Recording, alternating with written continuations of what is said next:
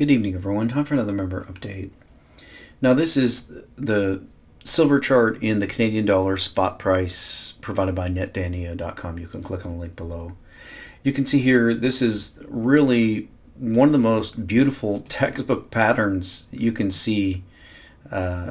We have so much here. We have a flag formation. We have a cup and saucer formation. We have an ascending trend line formation. I'll try to explain those briefly. A flag formation, I talked about that so much. Flags are what you get when you have a rising market and you get a huge run up in price, and then of course a sell-off and a backing and filling until new buyers, new sellers come into the market, and we establish kind of a bottom range of that. You can see that bottom range is right about in here. And then it starts to consolidate, and as it dips down, we find more buyers coming in until we get a challenge of that upper price ceiling and a breakout. We are so very close to that breakout. Now, the other thing is the cup and saucer. That's this sort of formation. That's just a technical one, but it's one of the best bull formations you can find. And then the other one we have here is these rising trend lines. You can see we draw from the bottom here through this one, and it brings us to this price here. But if we draw from this one through where we are here, it's very good. We have that touch point there, a touch point, a touch point, a touch point, but then all of a sudden we get an acceleration of the rise and then a different trend line. That's what you see, this kind of fan formation, when you have a parabolic rise happening. This is what a parabolic rise looks like when you examine it down to the detail. Now, this doesn't mean that we're going to have a blast off to much higher prices, but as Andy Hoffman has pointed out in numerous interviews, and Andy Hoffman is really one of the most respected people in this space. I can't say enough about him. A brilliant analyst. But as he's pointed out so many times, it's not a matter of whether or not gold and silver are in bull markets. It's a matter of whether they're yet in new highs and in which currencies. Because you have to examine gold and silver in every currency. And right now in the dollar, they're the weakest. You can see, if you remember on the dollar silver chart, these price points here, a very significant area that silver tested for a long time and then finally broke down through right there. On the equivalent US chart, that's 26. And we're not anywhere close to that in the US dollar. But in the Canadian dollar, you can see we're already testing it. We blew through all of this stuff in the Canadian dollar. So let's jump over to the silver spot in US dollar, and I'll show you what I'm talking about. So you can see the equivalent area here in the US dollar. It's all the way up here at 26. So this really isn't a silver issue. It isn't really a gold issue. It's a currency issue. And as Andy Hoffman has pointed out, it's not surprising that the last man standing is going to be the last world currency, or possibly the next former world currency, the US dollar. That's happening as we speak. So tremendous move in silver. The big price point a lot of people are talking about. I don't put a lot of stock in moving averages, but as people have pointed out, the 50-day moving average, the 50-week moving average, or 52-week moving average, is essentially the year moving average. I think we can pull it up here just on straight moving average. We'll just do straight moving average.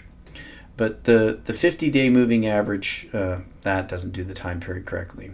I don't have the math on this.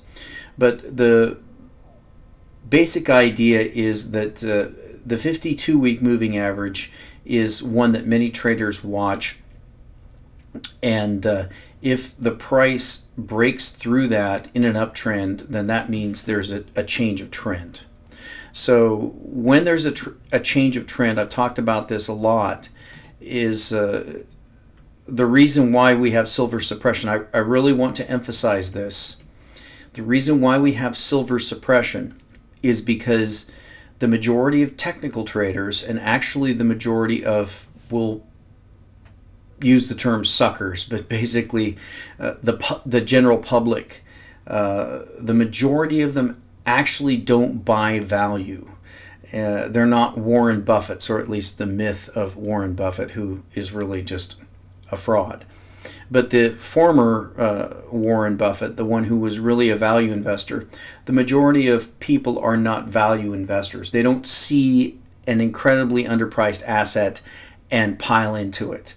What they do is they buy rising markets like the stock market. That's why the government has an incentive to put the stock market into new highs going into this election, to prop up the current administration and the next administration they want to put in power, which obviously is Hillary Clinton.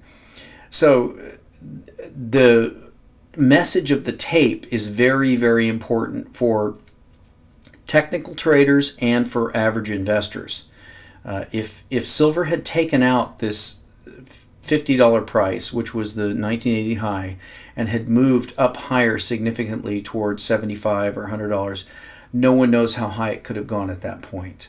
And the same thing is going to happen. So you can see that $26 price is a long, long ways away in the US dollar, but it's already being touched in the other currencies. And again, the US dollar is going to be the last man standing when this game ends, so it's not surprising to see that. But we're very, very strong here.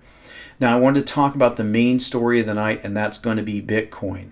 And so it's very, very important here that Bitcoin was hacked today. This happened today. Actually, no, Bitcoin wasn't hacked. Bitcoin's never been hacked, because if Bitcoin had been hacked, the price wouldn't be $604. Well, that's the Bitfinex price. But Bitfinex was hacked. Now, I've been covering Bitcoin ever since I got into it, starting in June of 2011. I wish I would have found out and started covering it back in 2009 and bought 10,000 Bitcoins for the price of a pizza, but I didn't. I started covering it in 2011. But when I came to understand what it was, I did a lot of videos on it on my Bitcoin channel. It's thebitcoinchannel.com, and I explained how it is a revolutionary technology. It will change the world forever, and nothing will ever be the same again. Now, this is basically, the saying is everything's over but the shouting. But everything is really already over. It's been over for many, many years, but we're still having the shouting, and that's essentially what this Bitfinex story is. We've already had a large number of exchanges have been hacked, quote unquote. I don't know the truth of that. I don't know the truth of what happened to Mt. Gox. I don't know what the truth is, what happened to Cryptsy, and any number of these that have gone offline. Now, Bitfinex went offline today, and reportedly, I'm just going to say what I know off the top of my head. Supposedly, they lost roughly 170,000 Bitcoins. Some have said $60 million worth of Bitcoins. We're not sure at this point. There's a lot of speculation. I'll read an article in a second about this. But what I wanted to point out to you on the chart here is when we look at the Bitfinex chart, we want to pull it to, let's go to the 30-minute chart. So one thing you do when you're analyzing stocks is whenever you see a announcement of a merger, or an announcement of a buyout, or an announcement of some major news, one of the things that a decent investigative reporter does is look back on the chart for the previous day's trading history to see if there was any significant volume change or price change in the days and hours before the official announcement.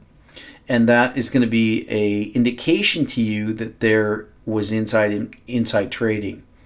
Now, if we look at what happened here just on the Bitfinex chart, you can see that the actual major action occurred all the way back in, really, we had a stable price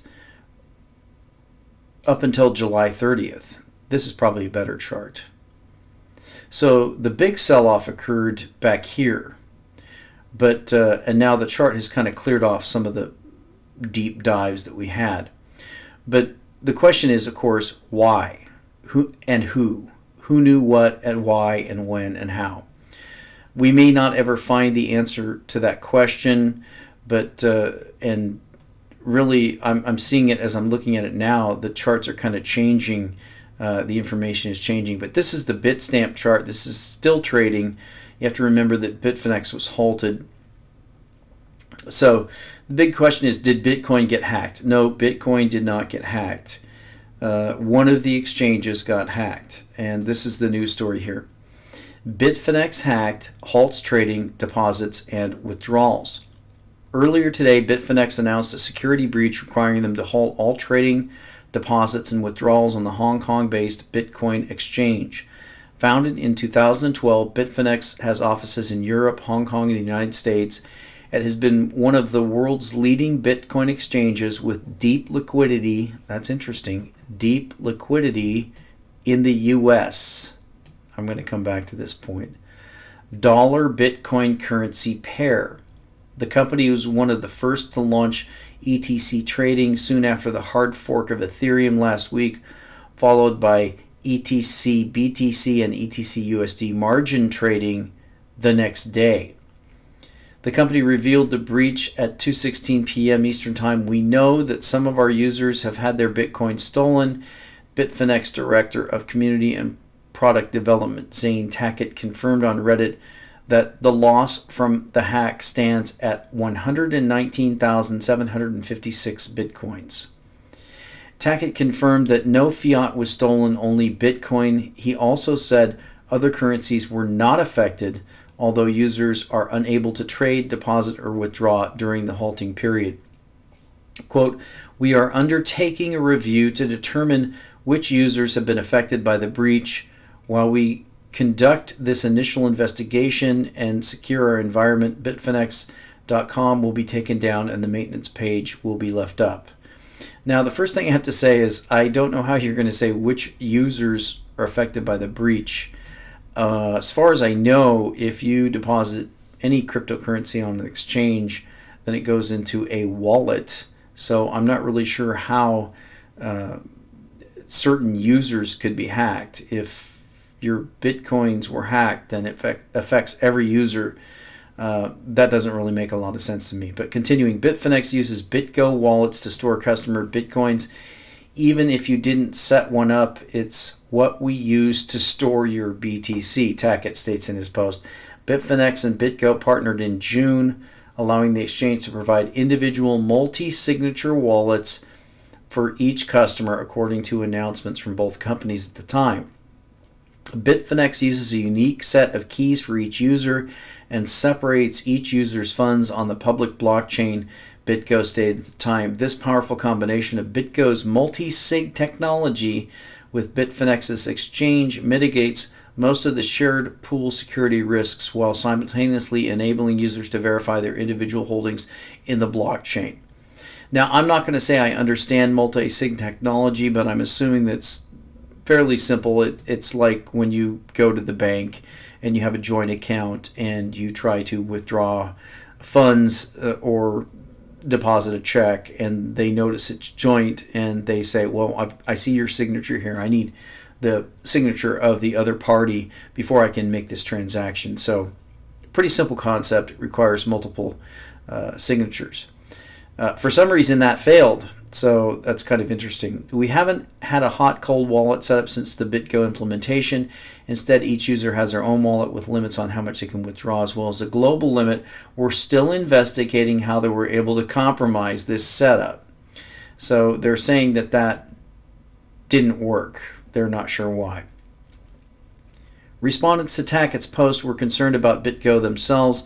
It doesn't look like they were compromised. Tackett replied, "I don't believe our backup keys were compromised, but the investigation is still ongoing." So we have an ongoing investigation. I believe this investigation's probably going to be ongoing for a while, and this really isn't a lot different than what we've seen in the past.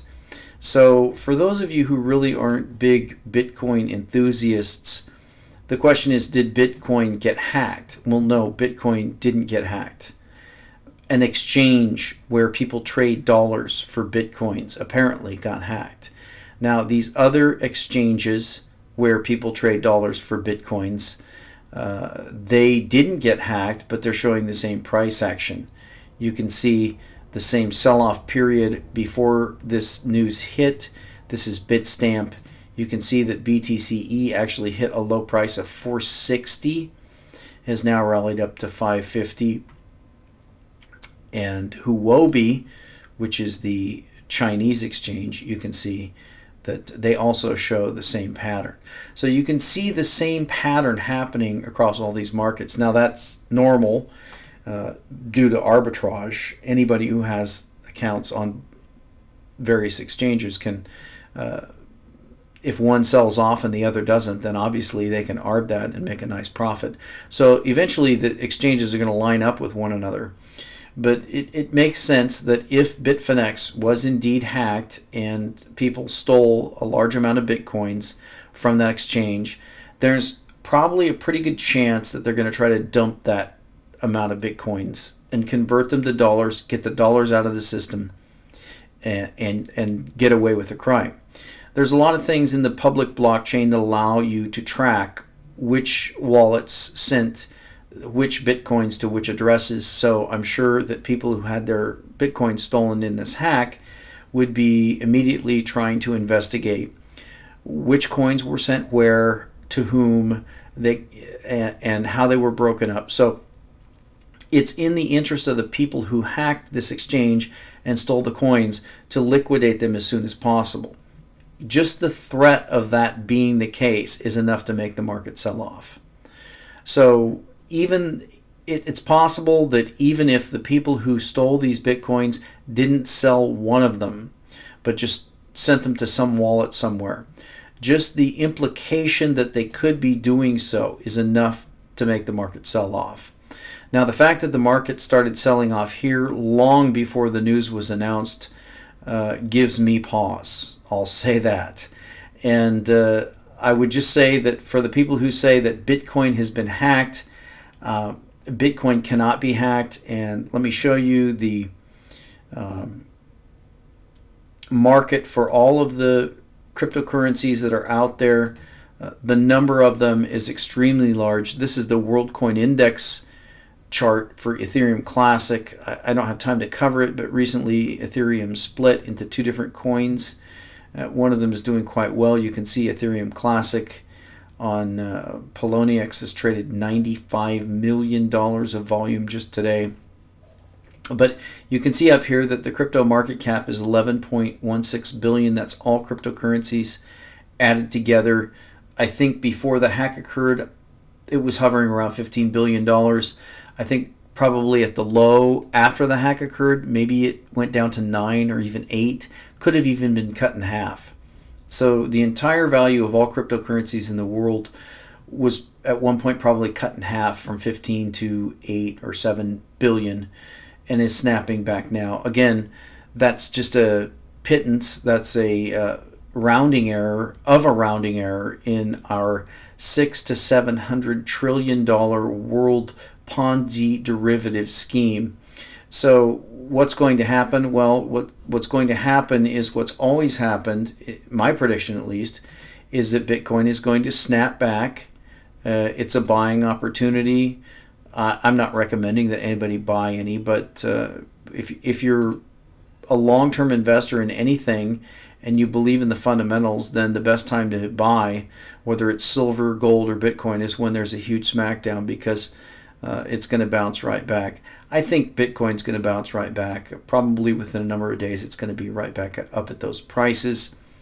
And it's likely that the people who stole those Bitcoins aren't even selling them.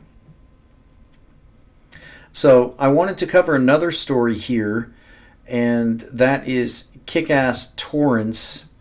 And this is a site, this is one of the biggest sites out there that was a torrent site. Now, if you don't understand this technology is somewhat similar to Bitcoin, in the sense that it's a decentralized peer-to-peer technology.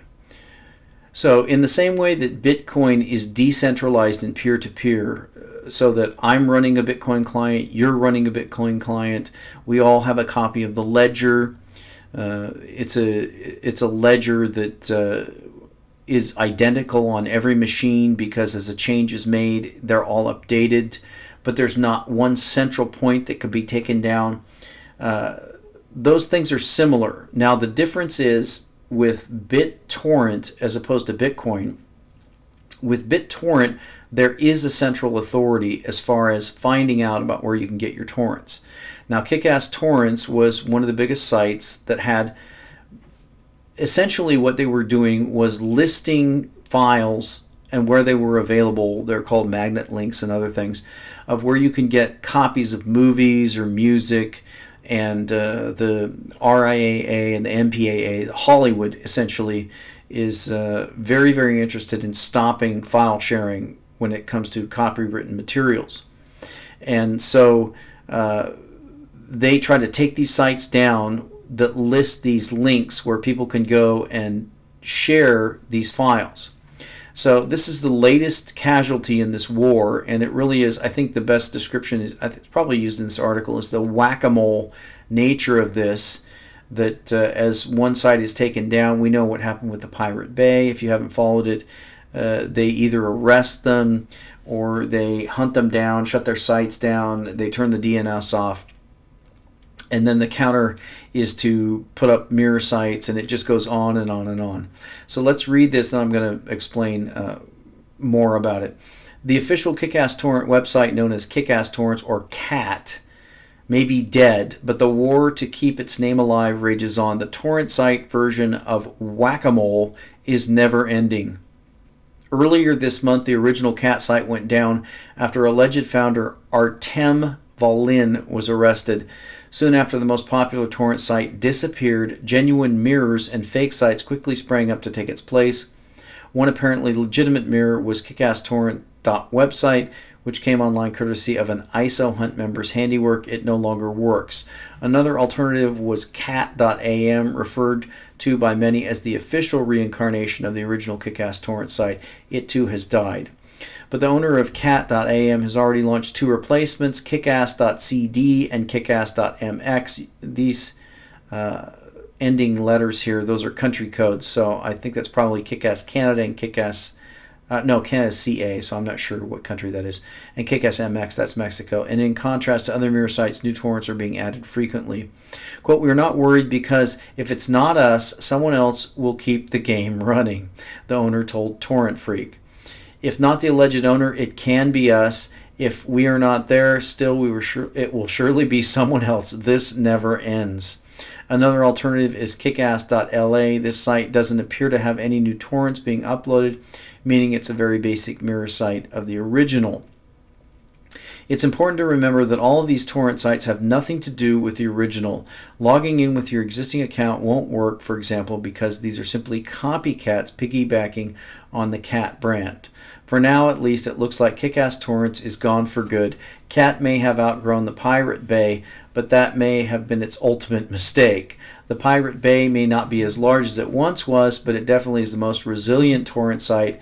And with Kickass Torrents all but out of the picture, the Pirate Bay will likely gain more users. So that's the latest on Kickass Torrents. Let me explain this to you and my opinion on this. Now, what these sites do, again, is they just allow users to share files. So when I have, let's say I have a copy of a movie. Let's say, for example, I have a copy of a free movie that has a Creative Commons license. Let's say the movie is one of my silver updates, and I decide to share that with the world, and someone creates a magnet link and lists all the computers in the world that have a copy of my video. One of these sites, like Kickass Torrents or the Pirate Bay, creates a entry in their database of this link and the IP addresses of the people who have a copy of it. When you click on that link, then you begin to download pieces of that, and the way that the torrent protocol works is that it breaks every file into pieces. You get some from here, some from there. So you get a very large download because you're downloading from multiple places. So if I took my video and shared it out and someone created a link for it, then people could go and look it up on one of the sites. And that's essentially what Kick-Ass Torrents was. So the question is can the powers that be shut down torrents? And the answer is no, they cannot. It is impossible. Should they? No, they should not. And let me explain why. First of all, one of the arguments that they use is that people who are torrenting or doing file sharing are stealing things.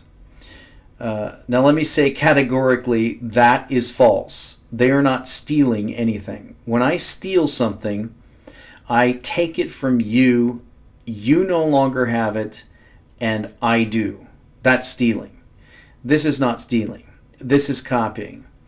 Now, the question arises, well, if the person who had the item and shared it with someone else who made a copy of it didn't have permission, is that stealing? No, that's not stealing. Is it a violation of the law? Yes. If there's a law against it, it's a violation of the law. Do I agree with that law? No, I don't agree with that law. Can that law be enforced? No, that law cannot be enforced. And they know this. And it's very interesting to me that Homeland Security was the one that was involved in this, taking down a torrent site. Now, think about that. When we're talking about a world that we live in where we have a large amount of child molesters and terrorists and murderers and every kind of human monstrosity running around harming people, our Homeland Security is interested in shutting down file sharing. That's kind of crazy. So let me show you an example here. One of the cryptocurrencies that I follow is a cryptocurrency called Florin coin. Now, I don't know if this coin is going to be a success or not. It may not be, but if it's not, then the idea behind the coin will succeed because, again, it's not the implementation of the idea, but it's the idea itself. Just as Bitcoin is not necessarily going to be the successful cryptocurrency that replaces government-controlled, Federal Reserve-controlled currencies, but something will.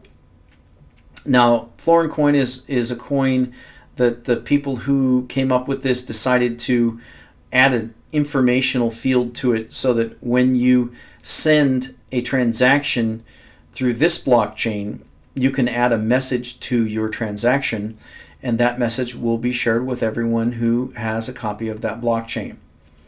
Now, some people came up with an interesting idea, which is called Alexandria Project. If you don't remember, Alexandria was a library that was burned down, and all of the history of the world was destroyed, a huge loss to mankind, and all that information was destroyed. Well, the Alexandria Project is based on the idea that using cryptocurrencies and the blockchain, we can preserve information just by creating an informational field. And the idea that I had was that if there can be a decentralized torrent application that takes advantage of this informational field, then in essence you have the ability to create a decentralized database of torrent information that cannot be shut down by any government in the world, just as you have a decentralized cryptocurrency like Bitcoin or Florin coin and all the other coins. They cannot be shut down by the powers that be. So just as an example of this, what I did was I went to my Florin coin wallet and I sent a message attached to a one Florin coin transaction that was actually that I sent to one of my accounts, and I put a message on it, and this is the message that I put. Text, shut this down. So you can see here that if you have a decentralized system of communicating information, and you can see the ones right before me are Alexandria Media, where this could be a torrent, this could be a file location, this could be any information This is stored in a decentralized peer-to-peer blockchain technology. This cannot be shut down. It cannot be seized. It cannot be blocked by the powers that be.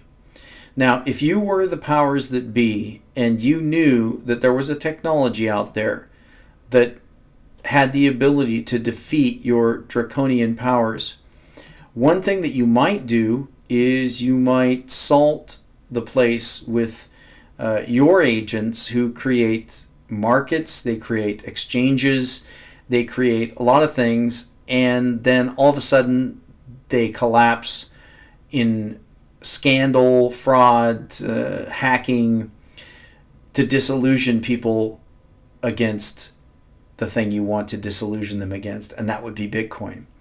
So one of the things you might do if you're the powers that be and you want to convince people that Bitcoin is hacked is you might want to set up your own exchange and then hack it and shut it down.